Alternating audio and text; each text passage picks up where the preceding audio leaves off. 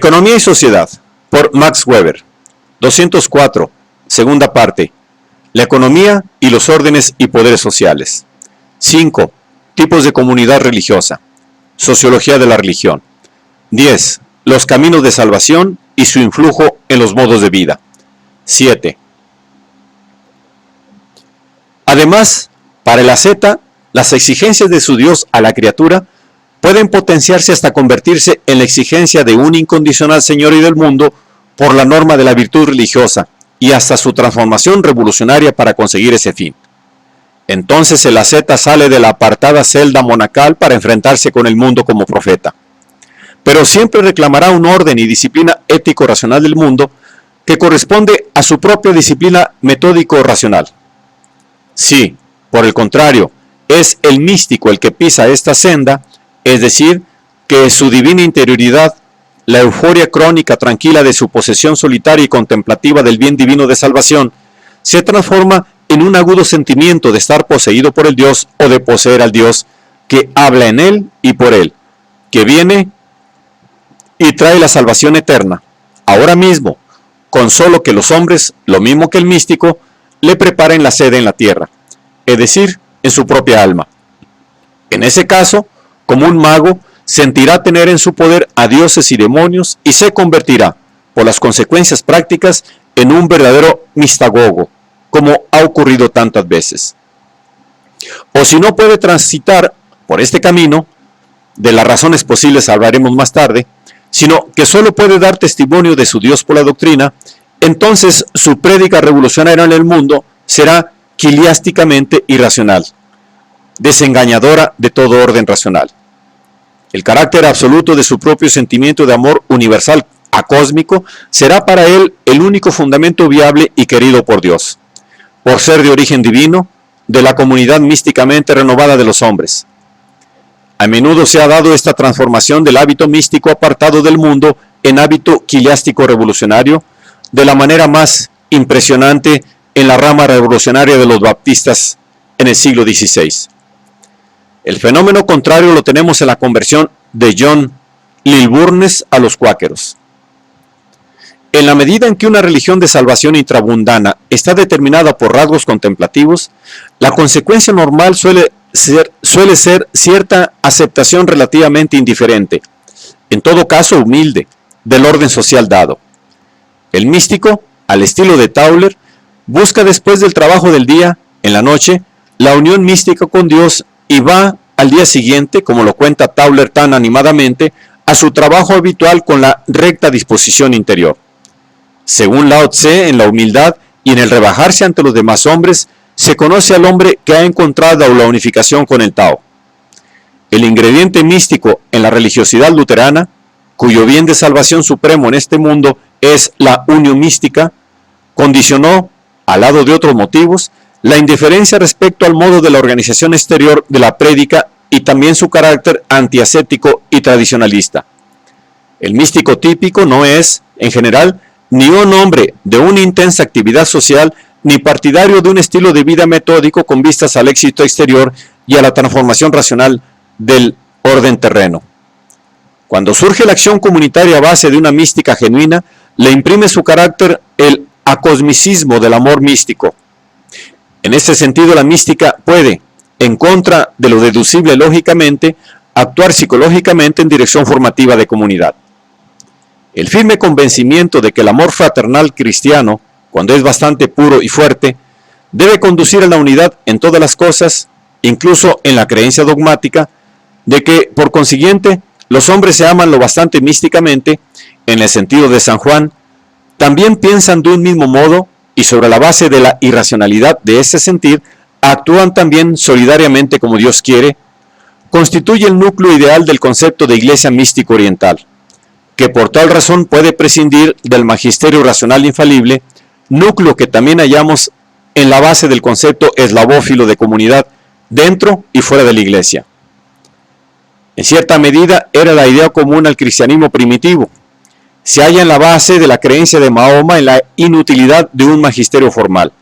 Y también, junto con otros motivos, sirve de fundamento a la reducción de su mínimo a la reducción a su mínimo de organización de la vieja congregación monacal budista. Por el contrario, cuando una religión intramundana de salvación posee específicos rasgos ascéticos, fomenta siempre el racionalismo práctico en sentido de una intensificación del actuar racional en cuanto tal, de la metódica sistemática del modo exterior de llevar la vida y la objetivación y socialización racional de los ordenamientos terrenales, trátese de comunidades monacales o de teocracias. Ahora bien, la diferencia histórica decisiva entre la religiosidad de salvación, predominantemente oriental y asiática, y la religiosidad de salvación occidental, consiste en que la primera desemboca esencialmente en la contemplación y la última en el ascetismo. El hecho de que la diferencia sea fluida y el hecho también de las variadas y repetidas combinaciones de rasgos místicos y ascéticos, por ejemplo, en la religiosidad monacal de Occidente, nos muestra la compatibilidad entre elementos al parecer heterogéneos, pero en nada afecta a la gran significación que reviste esta diferencia incluso para nuestra consideración puramente empírica. Porque lo que nos importa es el efecto producido sobre la acción. En la India, una técnica de salvación tan ascética como la de los monjes Jaina culmina en un fin último, puramente místico contemplativo, y en el Asia Oriental el budismo ha llegado a ser la específica religiosidad de salvación.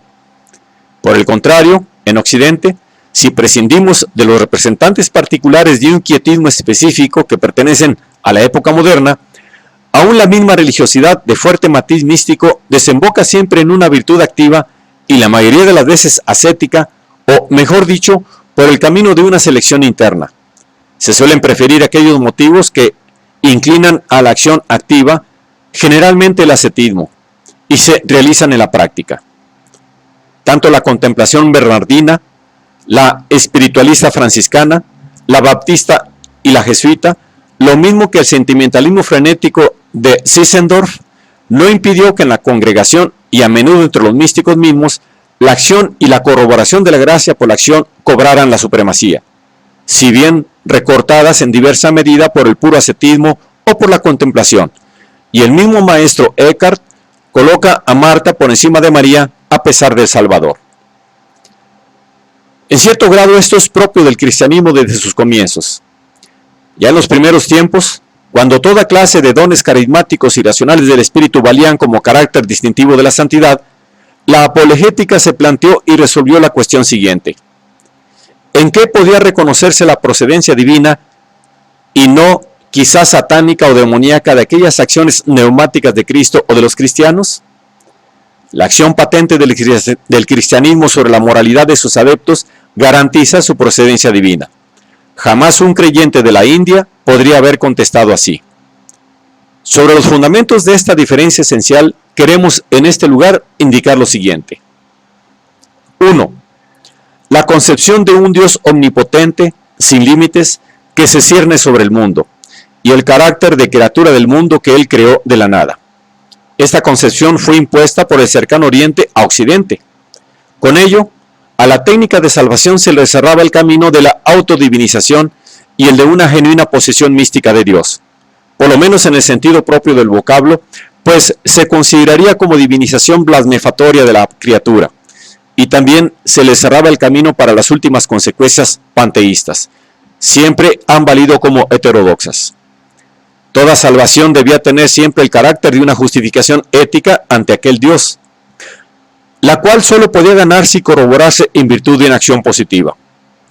La corroboración de la cualidad realmente divina de la mística posesión del bien de salvación ante el propio fuero interno del místico se consigue solo por medio de este camino, lo que trajo a la mística constantemente estas paradojas, tensiones y distanciamientos de Dios que no conoció la mística de la India.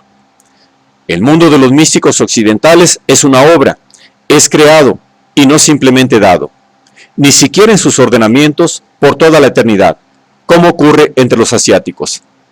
Por eso en Occidente no podía encontrarse totalmente la salvación mística en la conciencia de la unidad absoluta con un orden sabio superior, que sería el único ser verdadero, ni tampoco era una obra de procedencia divina en el sentido de constituir el objeto posible de la huida más absoluta, como ocurre en Oriente.